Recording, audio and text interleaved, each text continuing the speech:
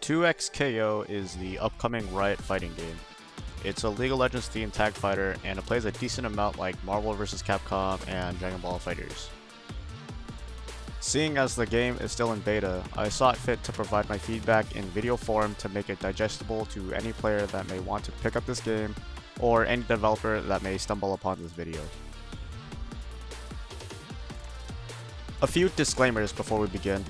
All gameplay footage is in beta state and may not reflect the final release product. This is simply my own opinion on the current state of the game as I played it. I am primarily a Tekken player, so keep in mind that a lot of my perspective comes from that of a 3D fighting game player, of which the gameplay is drastically different from tag fighters. As of recording this in the beta, there are 6 characters: Braum, Echo, Yasuo, Illaoi, Darius, and Ahri. These characters will be familiar if you've had any exposure to League of Legends media, whether it be the spin-off games, the Netflix show Arcane, or League of Legends itself. For the majority of the beta, I played the Darius-Braum combo, which was a combo that seemed pretty popular. There are 4 stages, each set in a unique locale. I like all the stages except for the beach stage, as it is quite uninteresting relative to the other stages.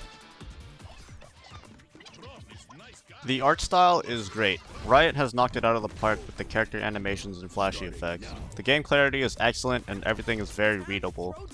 Well, as readable as you can get for a tag fighter, which tends to get visually chaotic. I was easily able to identify what a character was doing as I was fighting them, and it's easy to tell what type of move they were doing, such as differentiating between lights, mediums, heavies, and specials. They really flex the art style and direction in the level 2 supers, where you can see the stylistic flares and efforts Riot puts into the games and visual media. The stylized backgrounds and animations just look really cool.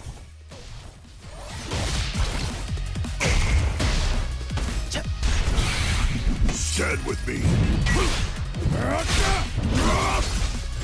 Or fall before me! On the run back, on the run back, on the run back. Gameplay audio is good. While playing, it felt like the audio could have been a bit more punchy and impactful, but when rewatching and editing, it actually seems fine. Again, clarity is at the forefront, and you can tell when a specific move is being used just from the audio. Characters have their own unique sound profile for their moves. For instance, Echo's moves have a techie, timey sound effect, where Darius has super heavy, slashy sounds.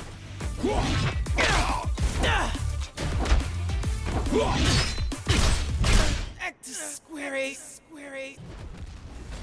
The music is pretty decent. There is default stage music that plays when starting a round, each unique to a stage. These are serviceable enough, but the real sauce comes when a character gets knocked out. The player's remaining character comes in with their theme song blaring. It really gets you in the mood to rip shit up.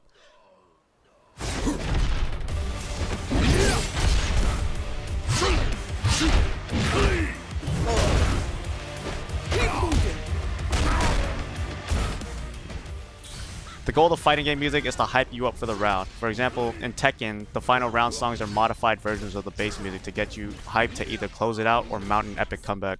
All of these are solid, but there's one standout.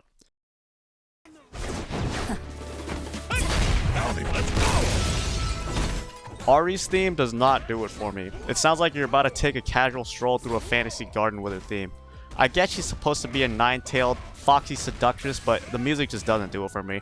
Every time she comes in, I don't feel hyped or intimidated as the opponent, I just feel like I'm about to pass out. My favorite has to be Darius. Its immediate aggression with the drums and heavy metal inspired synths get me hyped to delete the enemy's health bar.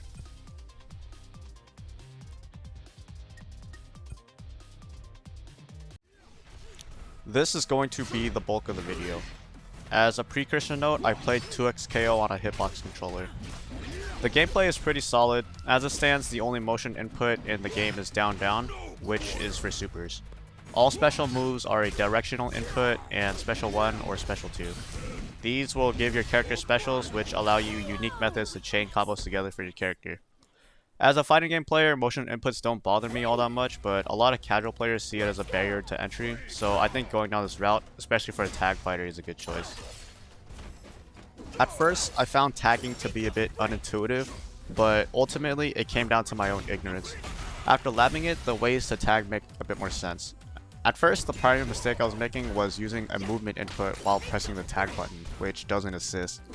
To tag out your character, you have to either hold down the tag button, press the tag button while doing an assist, which is called a handshake tag, or do a super if you have double down, which will tag out characters.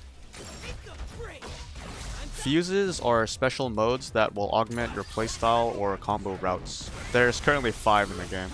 Freestyle seems like the most cracked fuse, but it seems the hardest to learn and utilize. It allows you to use the handshake tag multiple times in your combo.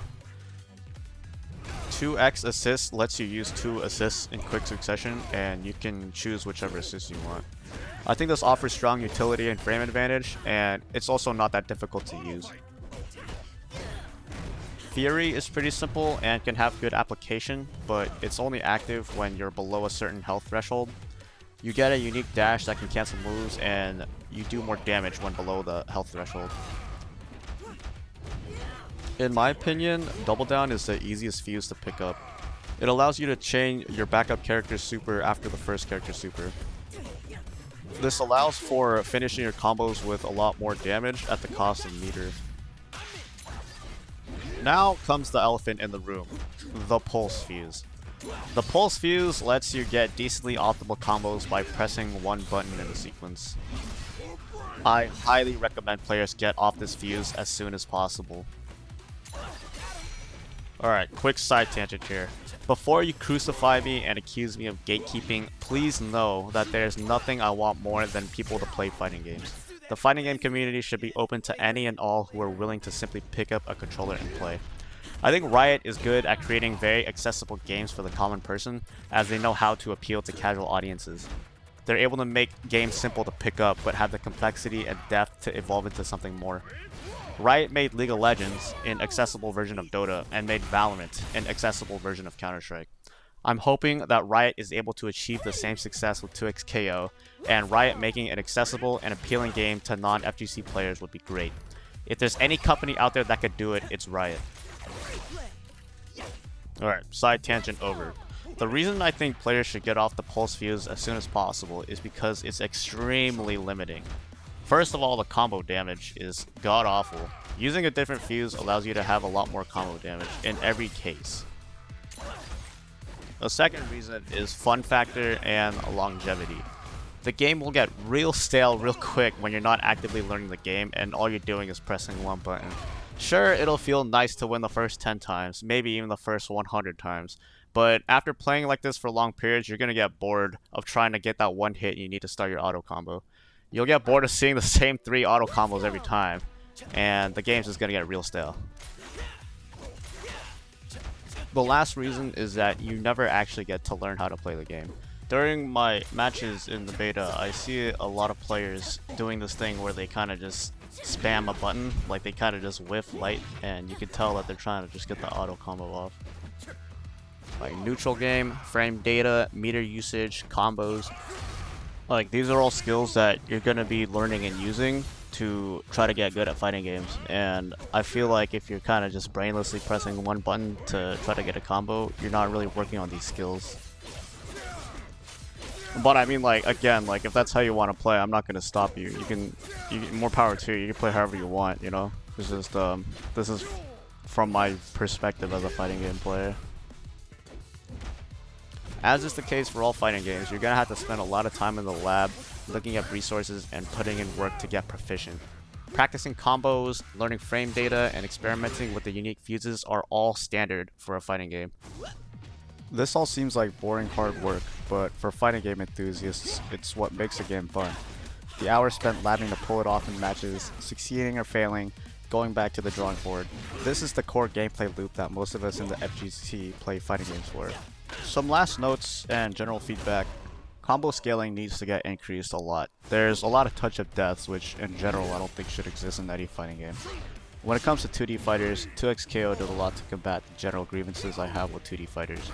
There's a lot of defensive options to slow down, rush down, and I still don't like the way grabs work in 2D games, but not much has changed in that department, and there's really not too much you can really do for grabs in 2D games. All in all, I think this game has a lot of potential, and I look forward to seeing further iterations and the final release product.